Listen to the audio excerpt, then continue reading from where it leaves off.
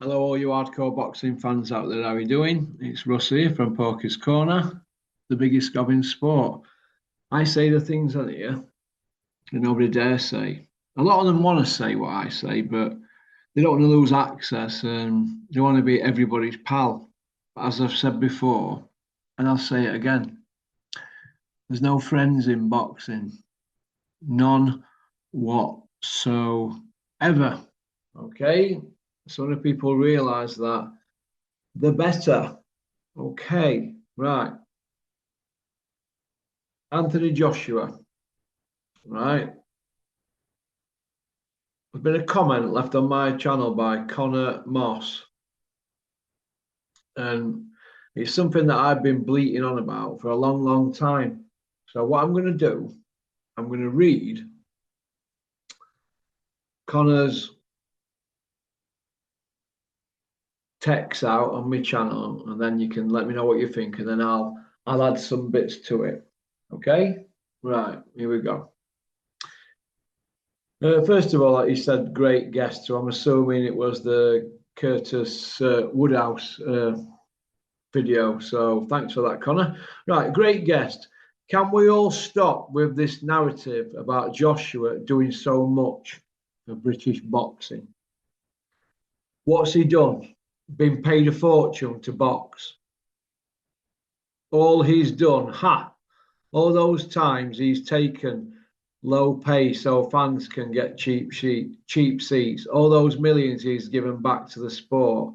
It's BS, a narrative that Eddie and co started.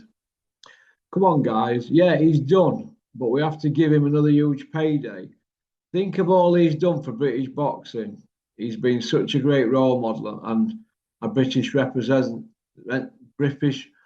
representative, hasn't he? I think that's a bit of sarcasm there from Conor Moss, but I tend to agree with him. Anthony Joshua started out, didn't he, as a low-level thug, drug dealer, and he battered a couple of people. He broke his bail being a drug dealer, driving around in a sponsored Mercedes from the EIS at Sheffield. He got pulled in London speeding. He'd bought 9 ounces of weed. He got pulled with some money on him, an 8 ounce and a GB tracksuit on. So he got remanded, didn't he, for 2 weeks in Reading. Got bail. Robert McCracken went to court for him. The rest, as they say, is history. He got community service. It's all online. And he went to Olympics, won a gold medal. He only beat Zhang, didn't he, in Olympics. The other three guys he lost to. He was in the London Olympics 2012. He's had it all on a plate. And I mean, on an absolute plate. Now, he were fighting very low level guys from day one. Very low level. And he ran into Dylan White then, who'd just done a 2-year drug ban, his first drug ban in boxing. He'd already had a ban in combat sports before that in K1. So he fought Dylan White. Dylan White beat him in amateurs. He stopped him. Dylan was 16-0, and he beat Dylan. He then fought Charlie Martin for the IBF belt that Charlie Martin got by default. Now, Ring Magazine said Charlie Martin was the worst ever world champion, worst ever to hold the belt. He got it by fluke and by default, technically. His manager performed miracles for him. His manager was Sylvester Stallone's chef for years, so he was a blagger, wasn't he? Then we put him in with Dominic Brazil, 17-0. It looks good on paper, doesn't it? But technically, he lasted a round against Wilder, Brazil. But he fought Joshua, 17-0. He was an ex-college footballer. He was no great shakes either. Big stiff, big plank of wood.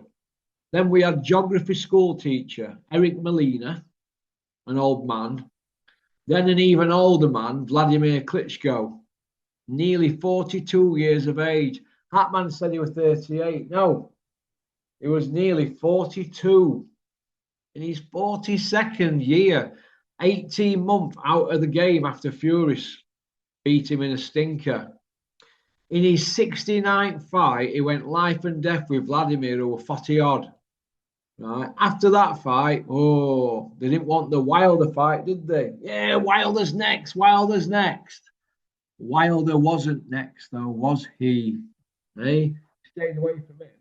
They went for Carlos Takam, a replacement for Pulev, and he was doing well, and that were a dodgy stoppage.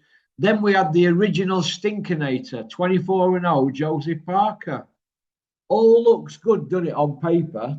Unification fight against Parker, who got the belt by default because it were Fury's technically, and he got an hometown decision in his own country. To beat Parker, the first time he went the distance, he couldn't even get Parker out there. Alarm bells were ringing for the second time then after Klitschko. Maybe the third time because Takam put it on him. Then we had Povetkin. Now, Povetkin set about him, didn't he, at Wembley? And then what did Joshua do? He managed to ride the storm out, weather the storm, grabbed the microphone and he said, the UK is where it's at. I love the UK. That was September 2018. Come June 2019, he's fighting Andy Ruiz in America, in Madison Square Garden as a replacement for drug cheat Jarrell Miller. Do you know, see where I'm coming from? Forward 6 months, Ruiz were even fatter, and he won his belt back. Obviously, he got knocked about in first fight, Ruiz. He won it back in a stinker on points. After Ruiz, he were out for 12 months. He then fought Pulev. Hey? Pulev. Oh my God. 28-1 Pulev or before then. He got on to win regular, only, so that win looks a bit better now, doesn't it? But still an old man then. After Pulev, look what we had then. We had 9 months out and Usyk, who took him to school. Then we had 11 months out and Usyk took him to school again. Eh? What did we have then? We had a year out, and then we had Jermaine Franklin in a stink of 12 points for 12 rounds. No, not a year out, so 8 months out. Then we had another 4 months out before Elenius, his former sparring partner who'd done 200 rounds with. Then we had also Wallin 4 months later, and we'd done another 200 rounds with, so we know him inside out. By this stage, Eddie's saying, oh, we're active. Then they fight Ngannou and knock him out early in the guy's second fight. And after Ngannou, we had Daniel Dubois, who lit him up and put him on button moon with them 100 guys that Big John Fury, the big fighting man, put up there. But not one of them 100 men came forward to claim the £1,000 reward from me and Mickey Theo that I had in my desk at my studio for about a year, maybe 18 months. Sorry. Not one person came forward, but then again, it's poppycock, isn't it? So Ngannou ended up on bottom moon. That's his last win.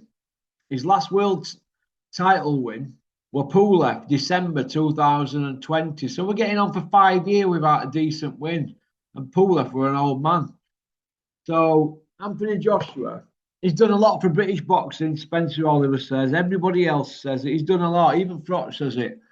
He's filled his boots and been protected. Now, Eddie Hearn had Luis Ortiz at one point, WBA interim champion and WBA ranked #1. They put Ortiz in with Dave Allen, a novice at the time who had about 10, 11 fights. And they put Eric Molina in with Joshua. They got that the wrong way around. They signed Ortiz to keep him away from Joshua. They signed Zhang to keep him away from Joshua. They signed Usyk to keep him away from Joshua. Usyk only got Joshua when he left Hearn. Or Eddie Hills as I call him. So when people say Anthony Joshua's done a lot for British boxing, well, he's not fought Wilder when he was undefeated, not fought Fury when he was undefeated, swerved Zhang, swerved Ortiz. He didn't fancy the David Price fight. Then again, nobody did the Fury didn't. So don't tell me he's done a lot for British boxing. He's absolutely knackered and shot to bits. They're gluing him together like Humpty Dumpty just to get him over the finish line so Fury can flog him twice. So he's filling his boots. That's it. They daren't put him near anybody. We're now in July. He's not fought since September. So he's 10 months out of the ring. You see where I'm coming from? Now, going back here and looking at some of these fights here, right? He's not been very active at all, has he, really? Not been active at all. Since Ruiz done him, right? He's had one, two, three, four, five, six. Right. He's had 9 fights in 6 years. That's not very active at all, is it? Ali would be having them in 2 years. They're not active heavyweights these days, are they? But don't tell me that he's done well for British boxing. He's done well for Anthony Joshua and Eddie Hills. They've lined the pockets. They've told us he's the best since Ali. He's better than Lennox Lewis, blah, blah, blah.